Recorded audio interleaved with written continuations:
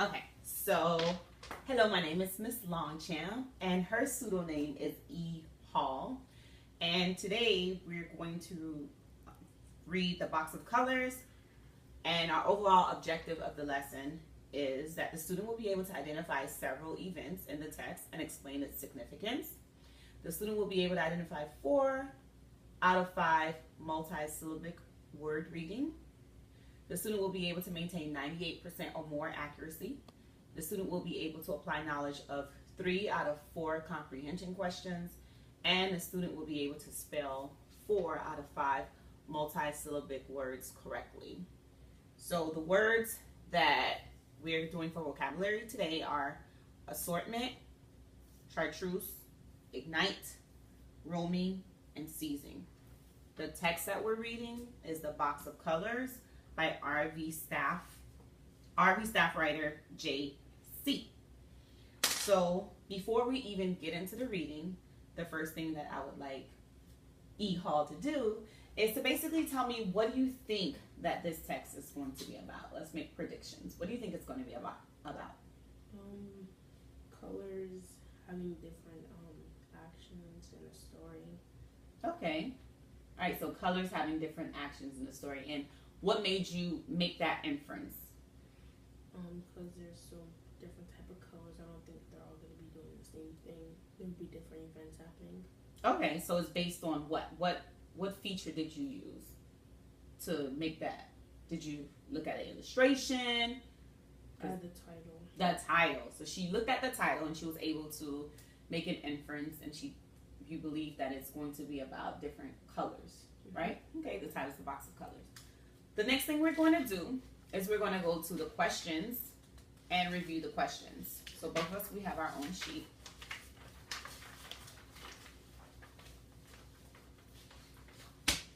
So number 1, the question is, pick a color group and assign an emotion to it. Number 2, which color group's imagery was most compelling to you and why? Circle the word imagery. So we circle the words that we do not know, understand, and we come back to it for further clarification.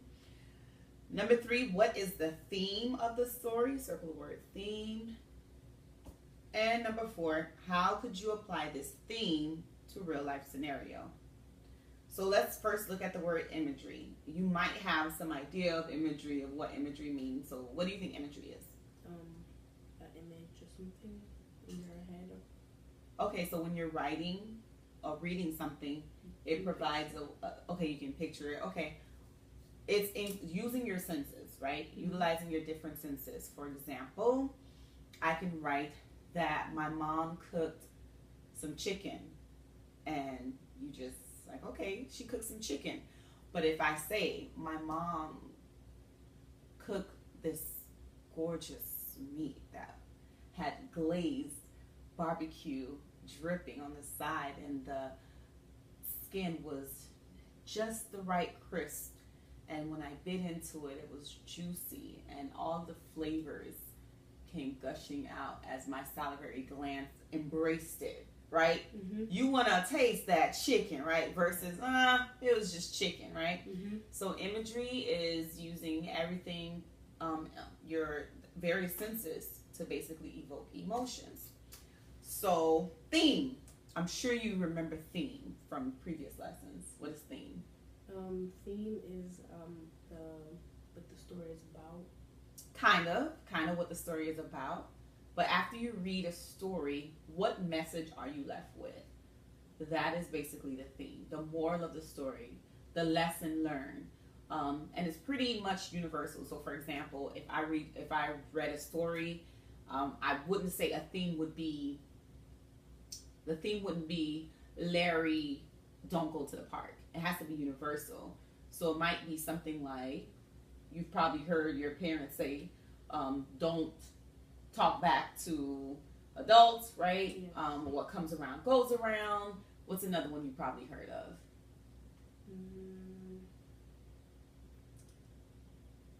I think the don't talk back to adults, respect your elders.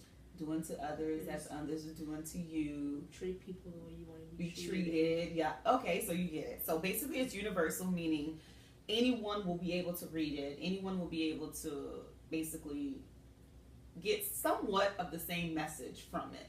So it's not specific to a specific character or person. It's basically universal. All right. Do you have any questions with these questions? All right.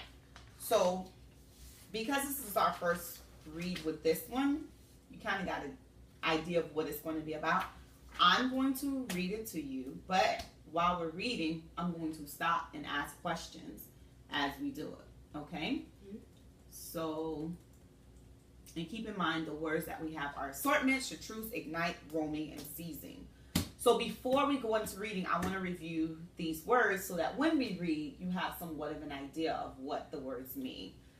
I don't like to teach vocabulary words in isolation, meaning, okay, just by itself. But before we even get to it, we can knock off some time if you know what some of the words mean. So we already have our 2 pairs of words. You have yours, and then there's one on this side. What I want you to do is we're going to go over out loud what you think the words mean. And then you're going to write the definition of the word in your own words, as well as a picture or illustration. And the only reason why I'm doing it this way is because when I questioned you before, you like to draw, you like art, and you like to read, but then sometimes you just don't feel like it. So because of that, I allowed her to pick out her reading materials so that she can be more focused, engaged, and motivated to learn. All right, so assortment. So if you look at the first paragraph, it says assortment, and the sentence that it's using, it says the box of crayons was filled with an assortment of colors. The box of crayons was filled with an assortment of colors. So what do you think assortment means using context clues? Different variety of colors. Okay, very good. Different variety of colors. So a variety. So go ahead and write that definition. I'll write on this too so that we already have it for both. A variety. And then go ahead and draw an illustration that represents a variety.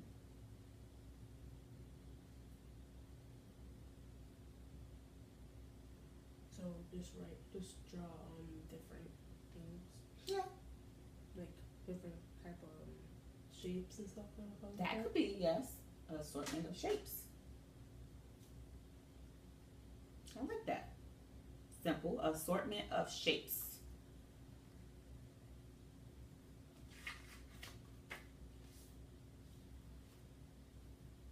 All right.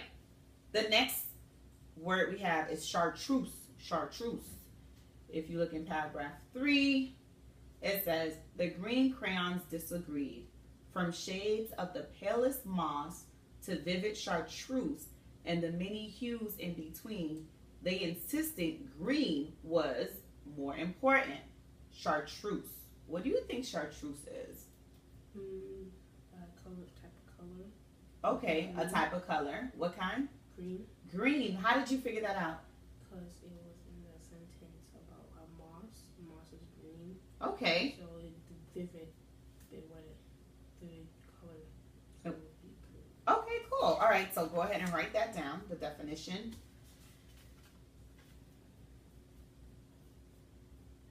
So a vivid green. Do you know what the word vivid means?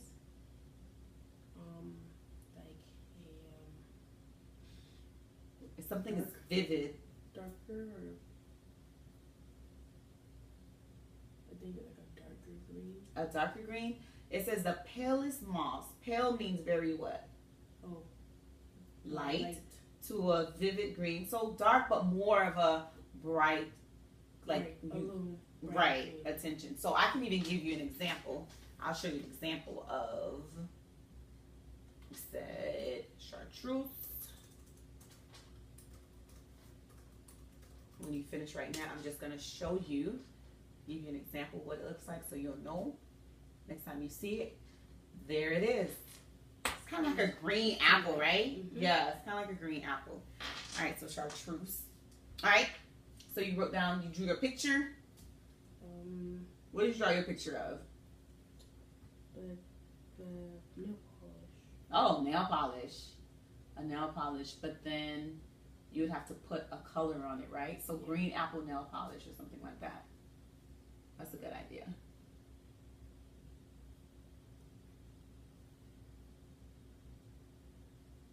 right. The next word is ignite. I love that word, ignite. Ignite. So let's look at the sentences being used in so we can utilize context clues to try and figure it out. We are the shades you see when molten lava erupts from the volcano, when the forests ignite with uncontrollable fire, explodes from a dying star. Wait, uncontrollable fire, and when people rage with unleashed anger. So, read it again. When the forests ignite with uncontrollable fire, and when people rage with unleashed anger. So what do you think ignite means? To spread. All right. To release. Okay, to spread or release. All right. To spread or release. But there may be a little bit more of that because it says uncontrollable fire. So not only fire, but it says, and when people rage with unleashed anger. So just let out anything. Yes, with no control. Mm-hmm. I'm sure you've seen that before, right? Right. All right, so what illustration are you going to write for? So to spread or release without control. I can just draw a person probably screaming. A person screaming or yelling, shouting out expletives, right? Curse words, and just without any regard.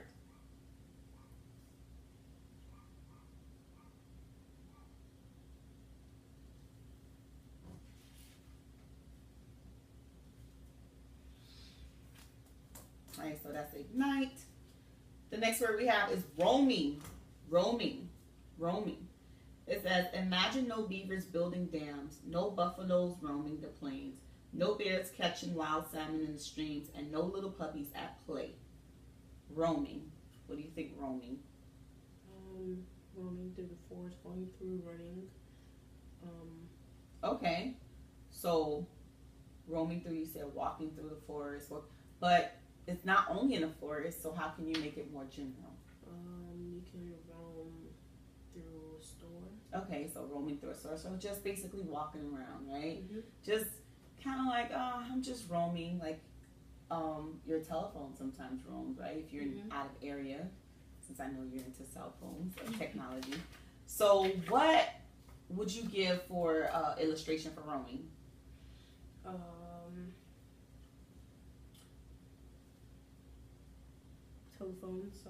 Cell phones roaming when you're outside the country. Okay, from tower to tower. All right, do that.